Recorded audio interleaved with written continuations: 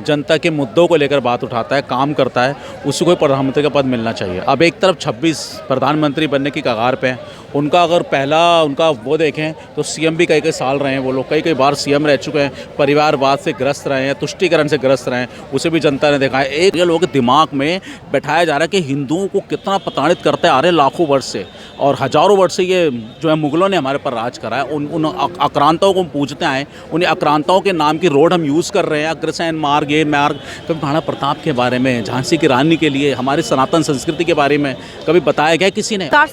नमस्कार जी। सर 24 में इलेक्शन आने वाला है, आप देख रहे हो 2 बार से तो ऑलरेडी मोदी जी ही बन रहे हैं प्रधानमंत्री।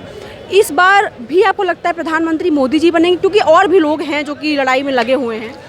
देखिए, जनता है ये, जनता का जो जनादेश होता है वो ही तय करता है किसको प्रधानमंत्री पद चाहिए, और जो जनता के बीच में जाकर के जनता के मुद्दों को लेकर बात उठाता है, काम करता है, उसी को प्रधानमंत्री का पद मिलना चाहिए। अब एक तरफ 26 प्रधानमंत्री बनने की कगार पे हैं, उनका अगर पहला उनका वो देखें तो सीएम भी कई कई साल रहे हैं, वो लोग कई कई बार सीएम रह चुके हैं, परिवारवाद से ग्रस्त रहे हैं, तुष्टीकरण से ग्रस्त रहे हैं, उसे भी जनता ने देखा है। एक हमारे माननीय प्रधानमंत्री मोदी जी की तो क्षमता को आप देखिए, एक कार्यकर्ता, एक छोटे से कार्यकर्ता, एक चाय बेचने वाले कार्यकर्ता, उससे होते हुए उनका इतना लंबा वो है, उनका इतिहास इस चीज़ का कि वो सनातन संस्कृति को और पूरे देश की उन्नति के लिए सबसे आगे अग्रसर होकर काम कर रहे हैं। आज हमारा देश विश्व गुरु की तरफ बढ़ रहा है तो मोदी जी की बदौलत ही बढ़ रहा है। और ये खाली मैं नहीं कह रहा, 140 करोड़ की जनता जिनके दिल और दिमाग में मोदी जी का कार्य छाया हुआ है, बैठा हुआ है। ये 2600 दल भी मिल जाएंगे तब भी मोदी जी को हरा नहीं पाएंगे, क्योंकि दूर दूर तक दूरबीन लेकर के भी देखो तो मोदी जी के सिवा कोई दिखता ही नहीं है, और उनकी जो कार्य करने की जो क्षमता है वो किसी में भी नहीं है।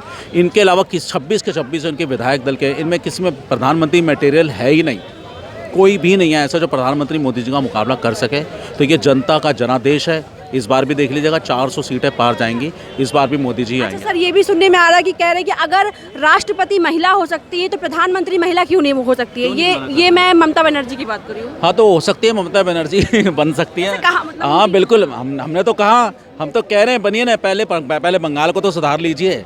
अरे आप जिस देश के अंदर आप सत्ता हासिल करे बैठी हैं, एक सीएम पद लेके बैठी है, रोंगिया मुसलमानों को आपने बैठा रखा है, घुसपैठियों को आपने भर रखा है, एक राम जी की शोभा यात्रा निकलती है, कोई जय श्री राम का नारा लगाता है, उन 100 करोड़ हिंदुओं से तो पहले कम से कम उनके श्राप से तो बच लीजिए आप। 100 करोड़ हिंदुओं के आशा के खिलाफ जो आप खड़ी होती हैं, जो आपकी दुर्गा पूजा पंडाल का आप बहिष्कार करते हैं, जय श्री राम कोई बोलते तो उसको जेल में डालने की बात करते, थप्पड़ मारने की बात करती हैं। आप पाकिस्तान में, बांग्लादेश में खड़े होकर प्रधानमंत्री पद की उम्मीदवार शायद अपने आप को मान सकती हैं। ये देश में 100 करोड़ हिंदू सनातन बिल्कुल नहीं मानेगा आपको प्रधानमंत्री पद।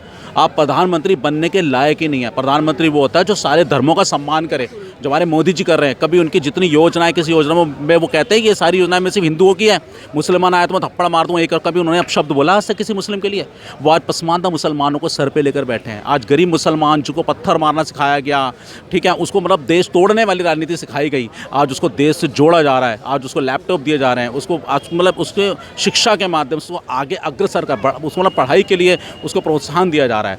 तो वैसे तो सर मोदी जी कभी किसी मतलब जाति धर्म पे वो भेदभाव नहीं करते, लेकिन फिर भी कहा जाता है कि जब से मोदी गवर्नमेंट आई, खासकर मोदी जी के आने के बाद से ही ज़्यादा हिंदू, मतलब बहुतों का कहना है कि हिंदू अभी बहुत ज़्यादा अग्रेसिव होने लगे हैं, हिंदू होने लगा है, और वो भी ज़्यादा सपोर्ट करते हैं हिंदुओं का। वो इसलिए क्योंकि हिंदू को अपने बारे में एक जानकारी कम थी। हम लोगों को पढ़ाया क्या गया था 14 से पहले, मुगल ने ये करा, मुगल ने वो करा, टीपू सुल्तान ये थे। कभी महाराणा प्रताप के बारे में पढ़ाया गया? हमारी संस्कृति के बारे में बताया गया?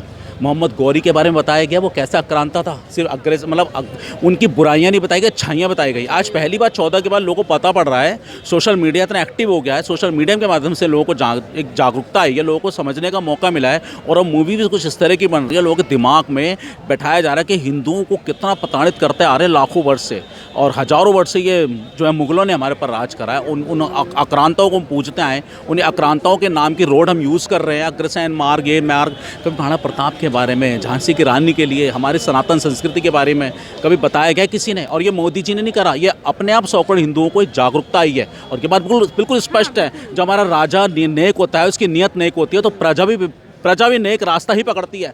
अभी अब से पहले हिंदू मुस्लिम ये लोग करते आए थे।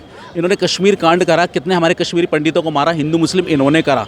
जब एक उसको बुरहान वानी का इंटरव्यू इन लोगों ने अपने उसमें बुलाकर कहा, मनमोहन सिंह जी ने उसका इंटरव्यू लिया एक आतंकवादी का, तो हिंदू मुस्लिम ये लोग करते आए हैं। जब 84 दंगे हुए तब कैसे सिख मारे गए, हिंदू मुस्लिम के तो इन लोगों ने पूरी वो कर रखी है। एक कोर्ट खुलवा दी रात को, एक मुसलमान को बचाने के लिए इन लोगों ने, सोनिया गांधी ने रात को कोर्ट खुलवाई थी ना, याद है आपको, एक आतंकवादी के लिए, इसकी फांसी रुकवाने के लिए। हिंदू मुस्लिम तो ये करते आए। आज पहली बार हिंदू जागा है, हिंदू समझ रहा है कि हाँ मेरी पृष्ठभूमि ख़त्म होती जा रही है। हिंदू को इनका शुरू से एक ही एजेंडा रहा है, एक षड्यंत्र के तहत हिंदू को वैसे तोड़ो, उसको मतलब धर्म के ऊपर उसके अत्याचार करो, उसके बाद में ना टूटे तो जातियों में तोड़ दो।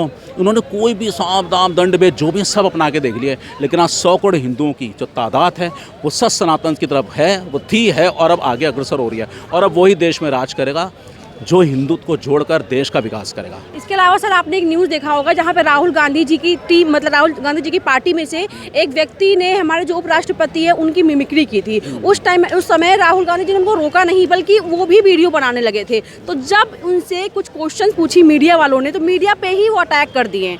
वो बोलने लगे कि आप लोग और कोई जो आप मेन मुद्दा उस पर बात ना करके आप ये सब बातें करते हो। आपको लगता है कि जो इंसान अपने आप को प्रधानमंत्री उम्मीदवार के रूप में लड़ रहा है, वो पब्लिक में क्या छवि अपनी बना रहा है? वो अपनी माताजी से शिक्षा लेकर चल रहे हैं। सोनिया गांधी जी, उनकी माताजी ने जिस तरह मनमोहन सिंह इतने मतलब सूक्ष्म, इतने मतलब ज़बरदस्त प्रधानमंत्री होते, अगर उनकी जगह सोनिया जी का उनको मदारी बंदर जितना यूज़ नहीं करा गया होता तो आज हमारा देश बहुत आगे होता। इन्होंने 15 साल एक प्रधानमंत्री पद के उम्मीदवार डॉक्टर मनमोहन सिंह जी का जिस तरह अनादर करा इन्होंने। कभी विदेश में जाकर देखते आप, जब भी कहीं बैठक होती थी मनमोहन सिंह जी साइड खड़े रहते थे, सोनिया जी बैठा करती थी।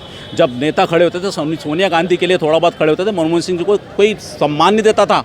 ये लोग क्या जाने, इन लोगों को क्या मालूम है एक सम्मान क्या होता है। इनको सिर्फ पैसे का, इसको सिर्फ अपने घर का विकास करना है, अपने परिवार का विकास करना है, तुष्टीकरण करना है, वो लोग कभी नहीं समझेंगे। इनके अंदर ब्लड में ही नहीं है कि बड़ों का सम्मान क्या किया जाता है। प्रधानमंत्री मोदी जी के लिए कितने अपशब्द बोले इन लोगों ने, कितने अपशब्द, कितनी बार माफ़ी मांगी राहुल गांधी ने। इन लोगों के अंदर समाज चुकी है, मतलब जितनी कीचड़ उछालनी है, जितना गंद बोलना है बोलो। अब ये बिल्कुल ज़मीनी स्तर की, बिल्कुल गिरवी राजनीति पे उतारू हो गए। इनका एक ही सबका एजेंडा है, मोदी जी से लड़ाई, ना मोदी को नीचे लाना है। अरे वो जो अंदर अटैक कर रहे हैं, एक बार उन्होंने बोला कि वो उग्रवादी थे, आतंकवादी थे, उनको बच्चा बोला जा रहा है, बालक बोला जा रहा है, भटकावा बोला जा रहा है। जो अंदर संसद में चले गए ऐसे आतंकवादी आते थे, उसके लिए भी रात को कोर्ट खुलवाए थे।